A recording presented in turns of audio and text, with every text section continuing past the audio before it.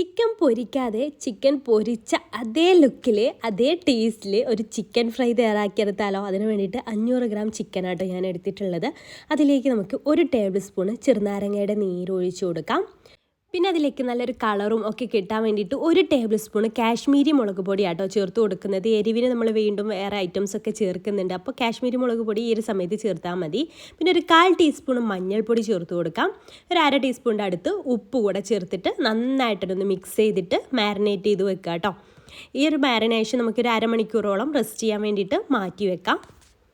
ഇനി ഈ ഒരു റോസ്റ്റിലേക്ക് വേണ്ടിയിട്ട് കുറച്ച് ഐറ്റംസ് ഒന്ന് പൊടിച്ച് വെക്കണം. അപ്പോൾ അതിന് വേണ്ടിയിട്ട് 1 പീസ് പട്ട, 3 ഗ്രാമ്പു, 2 ഏലക്കായ ഒരു മിക്സിയുടെ ജാറിലേക്ക് ഇട്ട് കൊടുക്കുന്നുണ്ട്.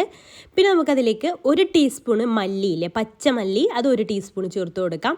1 ടീസ്പൂണ് വലിയ ജീരകം ചേർത്ത് കൊടുക്കാം. അതേപോലെ 1 ടീസ്പൂൺ തന്നെ കുരുമുളക് ഉണ്ടല്ലോ, കുരുമുളകും ഇതുപോലെ അങ്ങ് ചേർത്ത് കൊടുക്കാം. അപ്പോൾ അതാണ് ഈ കുരുമുളകൊക്കെ ഉള്ളതുകൊണ്ട് അതിൻ്റെ എരിവൊക്കെ ഉണ്ടാവും കേട്ടോ. അതുപോലെ വറ്റൽമുളക് 2 എണ്ണം അതും ചേർത്ത് കൊടുക്കുന്നുണ്ട്. എന്നിട്ട് ഇതെല്ലാം കൂടെ നമുക്ക് നന്നായിട്ടൊന്ന് പൊടിച്ചെടുക്കാം. മിക്സിയുടെ ഇത് പൊടിയുന്നില്ല എന്നെങ്കിൽ ഒന്ന് റോസ്റ്റ് ചെയ്തിട്ട് പൊടിച്ചെടുത്താലും മതി കേട്ടോ. അപ്പോൾ ഞാൻ ഈ രീതിയിലാണ് പൊടിച്ചെടുക്കുന്നത്. ഇങ്ങനെ ഒരുപാട് അങ്ങനെ നൈസായിട്ട് പൊടിയേണ്ട ആവശ്യമൊന്നുമില്ല, ആ രീതിയിൽ പൊടിച്ചെടുത്താൽ മതി. ഇനി നമുക്കൊരു പാൻ വെച്ച് അതിലേക്ക് 3 ടേബിൾ സ്പൂൺ വെളിച്ചെണ്ണ ഒഴിച്ച് കൊടുക്കുന്നുണ്ട്. അതിലേക്ക് 1 സവാള കേട്ടോ ഇതുപോലെ ഒന്ന് അരിഞ്ഞിട്ട് അത് ചേർത്തിട്ടൊന്ന് വഴറ്റിയെടുക്കാം. ഒരുപാട് അങ്ങ് വഴന്ന് വരുമൊന്നും വേണ്ട കേട്ടോ, ജസ്റ്റ് ഒന്ന് കുഴഞ്ഞു വരില്ലേ, ആ രീതിയിലായി കിട്ടിയാൽ മതി. ഒരുപാട് അങ്ങ് വഴറ്റിയെടുക്കേണ്ട ആവശ്യമൊന്നുമില്ല കേട്ടോ. അപ്പോൾ അതായത് ഒന്ന് വഴന്ന് വന്നിട്ടുണ്ട്. ഇനി നമുക്കതിലേക്ക് ഇഞ്ചി വെളുത്തുള്ളി ചതച്ചതാണ്, അതൊരു 1.5 ടേബിൾ സ്പൂൺ ഇതിലേക്ക് ചേർത്ത് കൊടുക്കുന്നുണ്ട്. അതിൻ്റെയൊക്കെ ഒരു പച്ചമണം മാറുന്ന വരെ അതും ഒന്ന് വഴറ്റിയെടുക്കുക കേട്ടോ. ഇതിലേക്ക് നമുക്ക് തക്കാളി അങ്ങനത്തെ ഒന്നും ചേർക്കേണ്ട ആവശ്യമൊന്നുമില്ല കേട്ടോ. അതൊന്ന് വഴന്ന് വന്ന ശേഷം അതിലേക്ക് നമുക്ക് മസാല പുരട്ടി വെച്ചിട്ടുള്ള ആ ഒരു ചിക്കൻ ചേർത്തിട്ട് നന്നായിട്ടൊന്ന് മിക്സ് ചെയ്തെടുക്കാം. ആ ഒരു സവാളയൊക്കെ നന്നായിട്ട് ഇതിലേക്ക് ഒന്ന് കോട്ട് ചെയ്യുന്ന രീതിയിൽ നന്നായിട്ടൊന്ന് മിക്സ് ചെയ്തെടുക്കാം.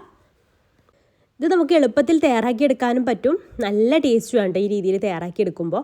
നമ്മളിപ്പോൾ ഇത് നന്നായിട്ടൊന്ന് കോട്ട് ചെയ്തിട്ട് ഇത് അടച്ചു വെച്ചിട്ട് ഒട്ടും വെള്ളമൊന്നും ചേർക്കേണ്ട കേട്ടോ. ആ ഒരു ചിക്കനിൽ ഇറങ്ങുന്ന വെള്ളം മാത്രം മതി.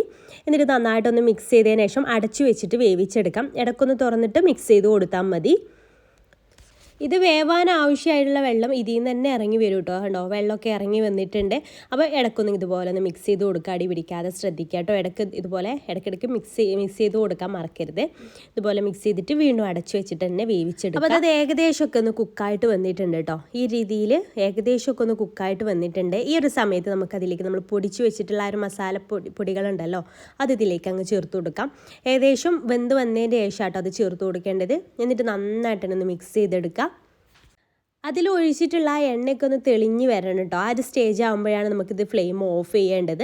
എന്നിട്ട് ഇതിലേക്ക് ഞാനൊരു 2 തണ്ട് കൂടെ കറിവേപ്പില കൂടെ ഇട്ട് കൊടുക്കുന്നുണ്ട്. എന്നിട്ട് വീണ്ടും ഒന്ന് അടച്ചു വെക്കുന്നുണ്ട് കേട്ടോ. ഒന്ന് അടച്ചു വെച്ചിട്ട് വീണ്ടും ഒന്ന് നന്നായിട്ട് മിക്സ് ചെയ്തിട്ട് വീണ്ടും ഒന്ന് അടച്ചു വെച്ചിട്ട് വീണ്ടും ഒന്ന് കുറച്ച് നേരം കൂടെ ഒന്ന് വേവിച്ചെടുക്കുന്നുണ്ട്. ഇപ്പോൾ ദാ എണ്ണയൊക്കെ നന്നായിട്ട് തെളിഞ്ഞ് വന്ന് മുകളിലേക്ക് ഇങ്ങനെ വരുന്നത് കണ്ടോ. ഈ ഒരു സ്റ്റേജിലാണ് നമുക്ക് ഓഫ് ചെയ്യേണ്ടത് കേട്ടോ. ഇത്രയും ആയി കഴിഞ്ഞാൽ നമ്മുടെ ഈ ഒരു ചിക്കൻ റോസ്റ്റ് ഇവിടെ റെഡി ആയിട്ടുണ്ട്. ഇനി ഇത് ലാസ്റ്റ് ഫ്ലെയിം ഓഫ് ചെയ്യുന്ന ആ ഒരു സ്റ്റേജിൽ നമുക്ക് ഒരു 1-2 പച്ചമുളക് കീറിയിട്ടും അതേപോലെ തന്നെ കുറച്ച് മല്ലിയിലൊക്കെ ഒന്ന് ചേർത്ത് കൊടുക്കാം. പച്ചമുളക് ഈ ഒരു ലാസ്റ്റ് സ്റ്റേജിൽ ചേർത്ത് കൊടുക്കുമ്പോൾ നല്ലൊരു ഫ്ലേവറാണ് കേട്ടോ നമ്മുടെ ഈ ഒരു ചിക്കൻ റോസ്റ്റിന് കിട്ടുക. പിന്നെ കുറച്ച് മല്ലിയില കൂടെ ചേർത്ത് കൊടുക്കുന്നുണ്ട്.